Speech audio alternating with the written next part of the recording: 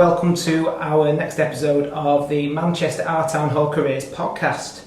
Today with me I have Tracey, who is from the Mosaic Restoration Company, who are doing some brilliant work on our project. Hello Tracey. Hi. I think start perhaps just by introducing yourself, tell us a bit about the work that you do and what you're doing on the Our Town Hall project. Sure, okay. So hi, yes, I'm Tracey Cartledge. My job is the social value lead, for the Mosaic Restoration Company. The company is based in Daventry in Northamptonshire. It was established in 1998 and it is the UK's leading specialist in mosaic restoration today. The company carries out a wide variety of projects both across the UK and in Europe. Okay. So it's definitely a heritage trade. Would you consider yourself a heritage trade person? Oh, definitely. Yeah, absolutely, yes. yeah. So something that I'm learning more and more about this project as it goes on is it's nothing like a traditional construction project because of people like yourself being on here. I think it would be useful for listeners to hear perhaps sort of the day in the life of someone doing mosaic restoration, because what I've learned from doing these podcasts so far is that a lot of the heritage trades coming on don't do anything like you expect them to. So what does a typical day on site look like for you? Well, it can vary quite a lot. It Okay. depends. With this project here on the Town Hall, we're focusing initially on the marble mosaic floors, of which there are a lot. So Yes. we've got more than 4,000 metres of marble mosaic floor there to address. And each floor of the Town Hall is varied as well. So we've started on the ground floor. Okay. We're just close to completing the ground floor at the moment, and then we'll work our way upwards. And so throughout the ground floor there has been a combination of areas that have been really badly damaged that we've taken up, whole sections of mosaic floor. Okay, yeah. And then we've made replacements. So a day may look like chiselling out areas of floor. Mm-hmm. It may be being in our fabrication space that we have here at Town Hall to create new areas of mosaic ready to replace those damaged sections. Mm-hmm. Then we also do in situ spot repairs. So if we find small areas of damage, we can just chisel out on the spot and repair those directly. Right, okie dokie, and do it in small sections then. Yeah. So one thing I do know about the site is that they were sort of like, historically, the repairs were done to a standard that we probably didn't expect. It was slightly disappointing, some of the repairs done in the past, as I'm sure you've seen. We have. Yes. And you've got a long way to repairing yourself. The job that you're doing and your colleagues are doing, is it a case of trying to make it all look new, or do you have to put in these new bits of mosaic tiling to make it look like it should do at its current age? What should it look like when you're Very complete? good question. So we're not trying to take away the character of the floors, which should be intact as with the rest of the building. You know, it's a very characterful building, Yes, you know. And so large areas we won't even address where they're quite require very minimal conservation. Okay. So they may just need to clean, and then some areas may need to just be regrouted. Okay. So we're not pulling up all the floor and replacing it. We're being very, very sensitive and careful and assessing where things really need to change. And then when we do replace sections, we're using the very same material that was used in the original. Okay. And we're replicating not just the material, but the style and the methodology of how that mosaic was laid. So does that mean that throughout your work you've had to do a lot of prior research into how things may have been done in the 1870s then? To a degree, although because the Mosaic Restoration Company is so used to doing this type of work, it's in the DNA really. Right, okay, yeah, so as a habit, because you're restoring mosaics, you know how this thing should be done in a sensitive way that's considerate towards the building essentially. Of course, yes, but also we have to work in liaison with the architect and make sure that the approach that we suggest is compatible with their requirements as well. Do you have to take into consideration a lot of modern things then, and the fact that this building is not going to be used for the same purpose as it was in the 1870s and 80s? Do you have to take into account things like footfall in the building and how hardware it might have to be? I think it's going to be the same. No, regardless of the footfall, what we're doing will be a really durable floor finish. Okay. Comparable to the original. So essentially we're thinking of that even 150 years ago, they were thinking about durability, it wasn't just making it look pretty. No, they were thinking about durability, very much so. Oh, there you go, see that hadn't crossed my mind, that is interesting. So perhaps they always knew it was going to be used as heavily as it was, and it was a long-lasting building. Okay, perhaps it'd be good to delve a little bit into your career in restoration then, because perhaps your career path wasn't what you expected to be, perhaps it wouldn't be what people expect it to be, going into restoration, going into heritage trades and so forth. How did you end up doing mosaic restoration? Good question. So for me, I came from a fine art background. Okay. I studied art at A-level, degree level, and became very interested in public art. So as opposed to creating art for galleries, I was interested in making art for public spaces. Okay. Which means that I've worked with a lot of Manchester communities, in fact, making public art in this region. Okay. But during the course of that work, I was introduced to mosaic. And after a number of years of creating mosaics with communities for public spaces, I then became more interested in other applications of mosaic, and specifically the restoration, which is kind of a specialist area. Okay, yeah, so you were initially it was creating mosaics rather than restoring it. What else have you worked on prior to this? Then that'd be interesting to hear a little more about. The very first project was in Salford, Islington Park. Oh yeah. That was 1991. Oh, okay. And interestingly enough, Salford City Council have been in touch with me, and I'm working back in that same space again to create new mosaics for that same park with the contemporary communities that are in the area. So essentially doing it again, but with this community rather than the previous generations. Exactly, yes. Oh, that's fantastic. Yeah. There's going to be some great continuation there then, isn't it? In terms of like your career successes and so forth, isn't it? It's been a really interesting journey, but thinking about other colleagues here on the team, you know, people have come to mosaic restoration from a few different directions. Okay. So we have 2 or 3 people on our team who have an education in conservation, for example. People have come from similar areas of construction that have similar skills, transferable skills, like stone carving, for example. So there isn't really one specific route to take. Okay.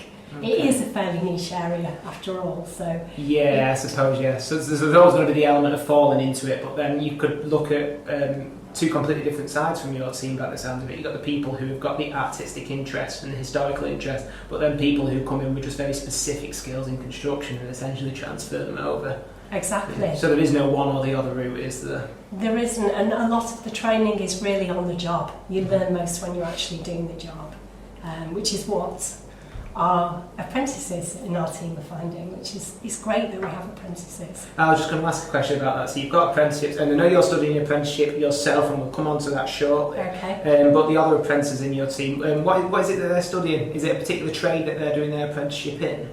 Well, because there wasn't a construction industry apprenticeship available, we've actually tailor-made our own. Okay. And what does that look like? Tell us a little more. It's great. So we have Matthew now, who is piloting the bespoke apprenticeship programme. Okay. For a general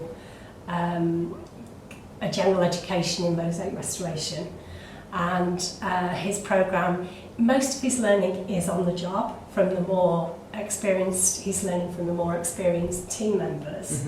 But aside from that, he's also going to take part in lots of small courses around the country with some of the country's leading experts. Right, I see what you mean. Yeah, so he's not just going to get the experience of doing the actual job on this project, he's going to get experience a lot of different things from across the country outside of our town hall then in that case. So it sounds to me then it might be a bit of a trailblazer in that case, because the heritage trades do face challenges around finding apprenticeships because they are quite niche. So you do often have to go out and develop something yourself, which is something it sounds like you've done a really good job of. So it'd be interesting to see where that goes, and when the project's all said and done, it'd be good to get some feedback on that, and perhaps it's something that you can pass on to other trades. Yes, well, I mean, it'd be great if we could build on that pilot of an apprenticeship and perhaps create something in the future that can be used perhaps as an industry standard, Yeah. potentially. Yeah, that's it. So when other projects like this one come along, essentially other people can go through that same route and hopefully find a career for themselves then, can't they? Yes. Okay. I'm going to move on now to the STEM elements of your job. So something that we've been doing in this podcast with other guests is we've been going over the S, the T, the E and the M of STEM, which some have found easier than others, and it may take a bit of head scratching depending on how much planning you've done for this. So we'll go one letter at a time, and tell us first about the science element of your role. Okay. Well, science does play a part in areas of our work, one of which is mortar analysis. Oh, okay. So for the town hall, it was quite important for us to replicate the original bedding mortar Okay. as closely as possible to the original. So predominantly in our town hall we have a lime mortar. Some areas are a Portland cement, but predominantly it's the lime mortar. And to get the exact composition, we had samples analysed, and then we had to test and produce. In fact, it was something like around 37 different samples. Oh, wow. Until we produced one that was just the right composition, which is the one we're now using. So is that essentially like being in a lab and doing slight variations on one mix and then slight variations on that one till you get the right result? Pretty much, yes. Oh, well, yeah. okay. So that's really interesting. And the reason behind that, is that just a case of sort of like taking pride in your work, or is that something you have to do? Are there sort of things that you're bound by that mean that you have to have this specific mix? A number of the different mixes that we came up with to trial would have adequately performed. Okay. But we wanted the aesthetic quality of it to match the original as well as possible. So that was getting the right mix of the added ingredients like marble dust and brick dust, etc., and just trying to perfect the ratio until the mix had the right level of a granular Right, I see. look to it, etc. And that would ultimately lead to your restoration work looking as it should and as much like the original as possible. Yes. Right, okay, that's really interesting. Okay then, so move on now to the big T, the technology. I'm sure there's plenty of technology in your work. In fact, I had a sneak peek a couple of months back watching some guys on site doing the job, and it's not as simple as laying tiles, I know that much, so tell us more. Okay, so I mean really when I think of technology I tend to think of the most up-to-date gadgetry, but technology does actually cover any technique really that's working, and some of our technology is the same technology that the Romans used. Oh wow, okay. Amazingly, yeah, so we still use a hammer and hardy to cut the marble down into smaller pieces, although we do have other cutting techniques as well. Yes, and the indirect method of making mosaic, where you may have seen this, we create the patterns on large sheets of brown paper upside down, and then that's reversed as it's fixed into the mortar bed in situ. Right, yes, I have seen a video of that, of course, and that's an older technique, is it? That's essentially, it can't be improved upon. Well, it's a technique. The Romans may not have used brown paper. They may have used some kind of a cheesecloth, but essentially it is the same methodology. That's fascinating. So there's been things like advances in science, which you mentioned, which have really helped your job and help you do what a brilliant job you do on conservation projects like this. And yet you're still using techniques that don't need to be changed. You can still use really traditional things which are older than time, because there is no need to advance technology, because those simple older techniques do the job you need them to. They do the job, and even if you were making a brand new mosaic that wasn't a restoration project, you may still be using those same technologies. I mean, the other side of it for us is that we want to replicate. We want all our marble to be hand cut. We don't want to see machine cut edges, because that wouldn't be compatible with the original. So it's those tiny details that really matter to get the overall look just right.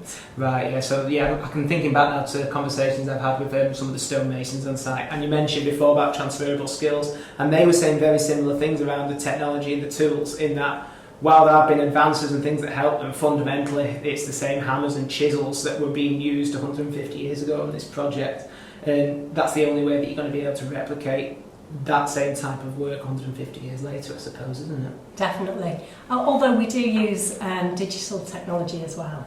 Okay. So, for example, we will, for some projects, produce a full one-to-one scale colour image of a mosaic before anything is done to it. So, for example, if something has to be relocated to another area within a building, a one-to-one colour image of it, we can work directly onto that when we remake it to transfer it to a new location. So even though not on this project, there are plenty of other projects where you need that certain like software packages and so forth, Definitely. to help you benefit you doing your job. Okay, brilliant. So moving on now to the engineering aspects, which I suppose goes hand in hand to a degree with the last question. Tell us a bit more around that. Yes, that was a bit of a daunting question to answer actually, but thinking about it, all of the surfaces that we apply mosaic to within an architectural setting are in fact part of an engineered structure. Okay. So if we are pulling away the surface layer of mosaic from an area because it's damaged, we're then looking at the underlying structure, the substrate, the screed below the bedding mortar, and how that's been engineered so that when we repair it, we may actually not just be repairing what you see on the surface. Okay. Often we're repairing what's below that so as well. There's a big element then of having an understanding of the engineered environment around you, even though when you may be doing your tile cutting and so on and you're designing your floors, that might not have the engineering element, but you have to consider all the engineering that's gone on around that and the sort of landscape around the work that you're doing.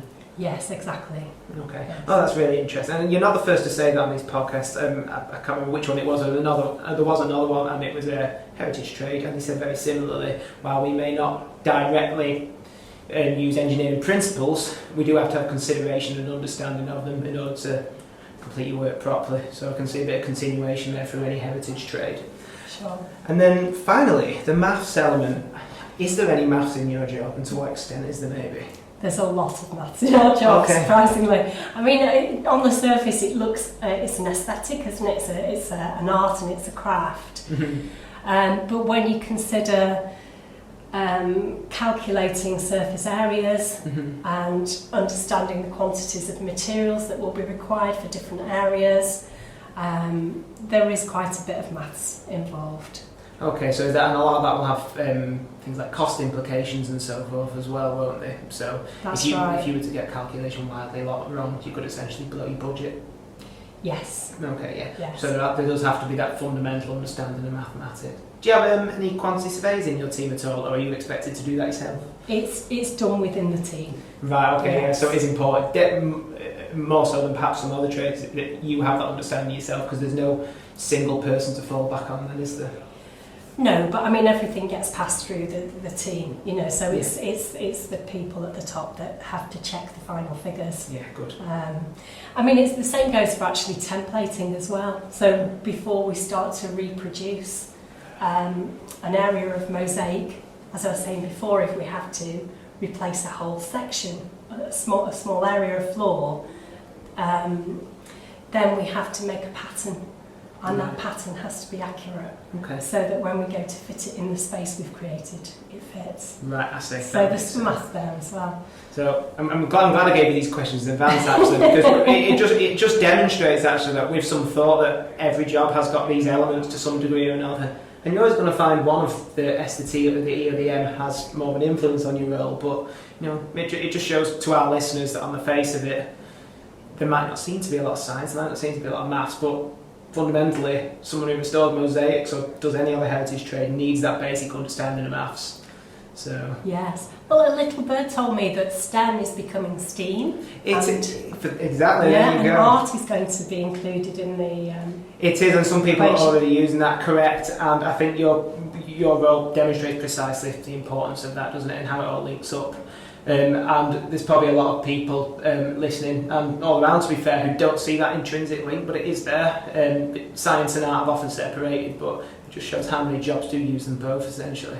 Yes, but if you look back to the Renaissance period and you think of Leonardo da Vinci, for example, you immediately see that all those areas overlap. And in real life they overlap as well. Well, there's a man himself who to some people is an artist, to other people he was a scientist, mathematician, so yeah, that demonstrates it perfectly, and that's however many hundreds of years ago it might have been. So yeah, that's a really nice way of summing it up actually. Okay, so just one final thing before we sort of sum things up, and that's about your apprenticeship yourself. And the reason I wanted to touch on this is because, am I right, you're doing an apprenticeship in it's like a leadership management team leader apprenticeship, is it? Yes, it is, yes. Okay, and the reason I wanted to touch on this is because what I like to get across on these podcasts is I like to try and demonstrate that apprenticeships don't always have to be in a specific trade. So have you started your apprenticeship firstly? Yes, I have. How's it going? It's going quite well. I've just had my assessment for the first unit of the NVQ, which is a core part of the apprenticeship, and I've passed that first unit now. So, so thank you. And I'm learning different management skills and team leadership skills from the Mosaic Restoration team simultaneously. Okay, yeah. So you're doing it within your job as well, of course. So yeah, the core apprenticeship values are there, and that you're doing it on your job, which is important. And you're starting to see the ways in which this can benefit your job, even though it isn't trade specific. Yes, I think so. I think it's giving me a more all-round understanding of areas of the work that I might not normally take part in. So right. It's just increasing my understanding of the management side of the project. Yeah, and it's an eye-opener to a lot of people, I think, that when you're entering the construction industry, it's not just all about doing the physical, practical aspects of it. There's so many other important things that you can learn, whether it's management or, there's the admin side of things. There's so many people working in this industry that aren't just getting their hands dirty all day, essentially, are there? So there's skills away from the trades, which are just as important as the trades. Yes, and I think when you have a niche area of work such as Mosaic Restoration, you tend to have smaller teams, and therefore if everybody can diversify across the different tasks that are required, it's really helpful. It makes life teamwork a lot more flexible. Good, yeah, I can imagine that. That's brilliant. Okay, one final question, and it's kind of the question that I'd like to try and finish these on. If you could give listeners one reason, if you can think of one reason, why they should consider a career in your trade or just heritage work in general, what would that be? Well, I would say that particularly any heritage trade really, and specifically mosaic restoration work, is extremely satisfying and very rewarding. Yeah. And I think that once you start in a heritage trade, you do begin to admire the work and the details and the craftsmanship that you see in any building that you visit, with a deeper appreciation than you would have had otherwise. And I think really it's a kind of duty of ours to honour the investment of time and effort that's gone into these beautiful buildings and preserve them for our future generations to enjoy. That's it. And I suppose then that our future generations get to appreciate them in the same way that people did when the building first opened then, don't they? Because of the extra effort that you guys are taking. I really hope so. I think that will be the case. Brilliant, yeah. That's something I get from yourself and all heritage trades in the project. It's just this huge sense of pride in everything that you guys do, because every day you have to take that extra level of care that perhaps on other jobs that you don't have to, because it's just such an important part of the city. Definitely. Oh no, it's such a jewel of a building, isn't it? It is, isn't it? Yeah, I can't wait for us to open in 2024. Really excited to see all the work that yourself and everyone else on the project's been doing. So thank you very much for your time, Tracey. You've been listening to the Our Town Hall Careers podcast. If you've not already done so, please give all our other podcasts a listen.